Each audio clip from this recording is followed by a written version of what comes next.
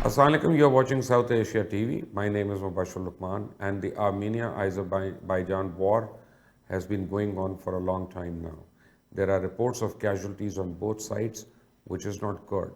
And Azerbaijan has been claiming that Armenia has illegally sent its troops into the area which is owned by Azerbaijan. Today, to find out the actual situation over there, we have a human rights activist, a lawyer by profession, Mr. Framin Hussain Zada, who's joined us from the war zone. And let me remind you that Mr. Framin comes from an area in Nagorno-Karabakh which is under occupation right now. So he has to give us what is actually going on over there. Mr. Senzada, thank you very much for joining us. I understand you have a war going on and it's not easy. First of all, let me condole with you. On behalf of my team and myself, we are really sorry for the loss of so many lives and precious lives and this unnecessary war that should be stopped immediately. Tell me, what is the situation over there? All right. So it's my pleasure to participate at your program, and I would like to deliver my gratitude to the Pakistani government and brotherly Pakistani nation choosing to be at the side of truth and really showing for support to Azerbaijan always. When it comes to your question, I want to touch main points of brief history of our conflict and the factors like escalated this situation and resulted of actual clashes right now between parties.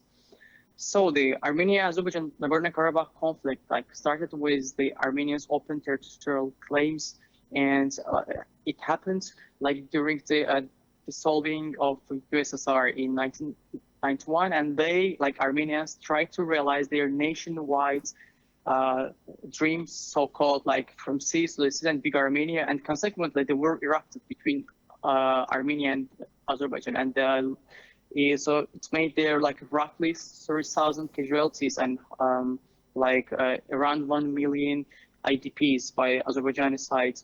And by 1992 and 1993, the territory of Nagorno-Karabakh and surrounding territories had been occupied by Armenia, which constitutes 20% of territories of Azerbaijan.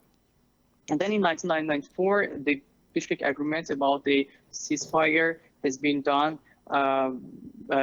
between parties. In 1993, UN Security Council adopted resolutions 822, 853, 874, and 884. It demanded the immediate, complete, and unconditional withdrawal of all occupying forces from occupied areas of Azerbaijan, the Armenian terrorists, Armenian troops. So when the First Karabakh War ended in 1994, despite periodic combats, the worst of which were in 2016, it witnessed the most intense fighting since 1994 because of provocations of Armenia, but of course ended with the complete defeat of our Armenian troops. And the negotiations and mediation efforts, primarily led by the Minsk Group, led by OSCE, created in 1994 to address the dispute, and it's co-chaired by the United States, France, and Russia. So how peace talks exhausted and why? So when the current Prime Minister, the Pashinyan, came to power in 2018, he originally committed to try to finalize the basic principles. So what are these basic principles? The basic principles cover that the call for the return to Azerbaijani's control of all 7 occupied territories surrounding Nagorno-Karabakh in exchange for Nagorno-Karabakh gaining a temporarily legal status, which would be finalized and indeterminate time in the future. And also the Armenians of Nagorno-Karabakh would also obtain security guarantees. But what happened next? In May 2019, Pashinyan and Minister of Defense, David Tonoyan, they declared the approach of land for peace had been replaced by the new doctrine. So what was this doctrine? It was new wars for new lands. Then afterwards, in August, Pashinyan announced that the Nagorno-Karabakh is Armenia, and period. So finally, he publicly rejected the basic principles, and then he offered like to include the representatives of the puppet regime of Nagorno-Karabakh to the negotiations between Azerbaijan and Armenia, which is impossible because this puppet regime is not recognized by like any country, not even Armenia itself. And most recently, this year in May, this regime organized like presidential elections, then held inauguration ceremony in Framin, I have Shusha, to, the I have city to of interrupt over Azerbaijan, was here. a huge. There are two very important Yeah. questions Yeah. first, because our viewers, I mean, I'm sure whatever you tell will educate us. But first of all, 2 days Yeah. back, there was a peace signed between Armenia and Azerbaijan in Moscow. And within Yeah. 5 minutes, that peace was broken. Why was that? Exactly.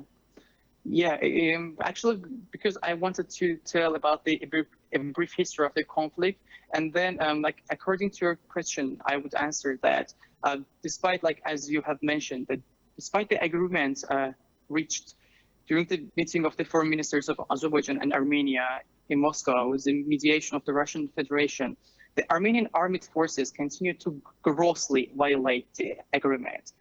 Like also the humanitarian ceasefire has been declared. Armenia used the ceasefire not to evacuate bodies of dead militarians, but rather like they transferred weapons to the battlefield.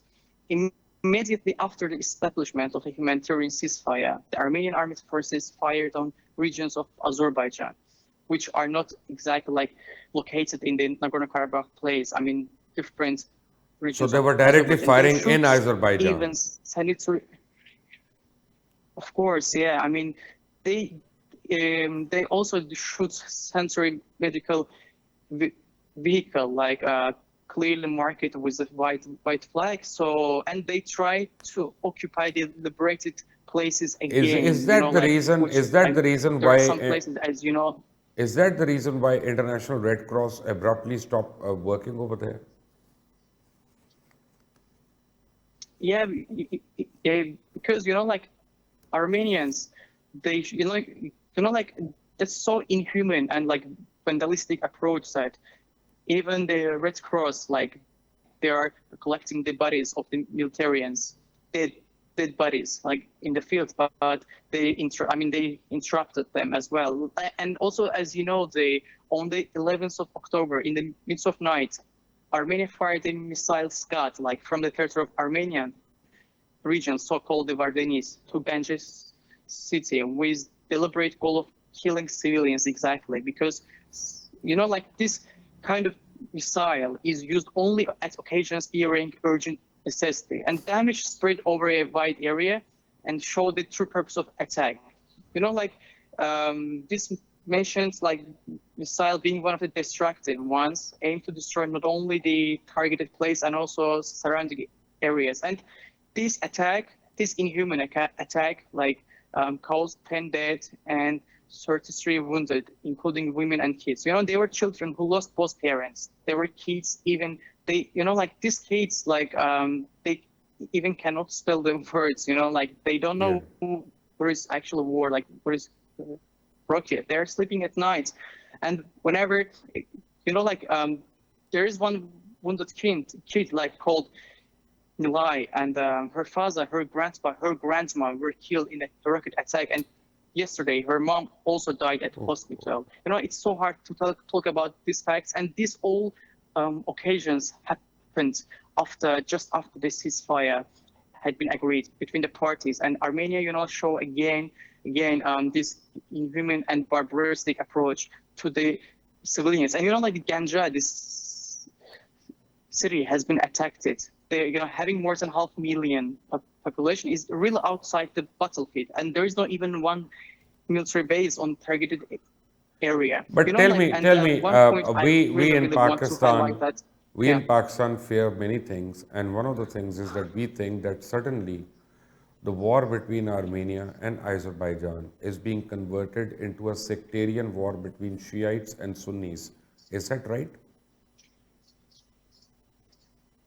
No, of course. Like Azerbaijan as being one of the tolerant countries. All like religious, like all kind of religious people with different nationalities, with different passports. They live in the territory of Azerbaijan, and this war is the like liberating of our own territories, which have been occupied by the Armenians, and international law as well.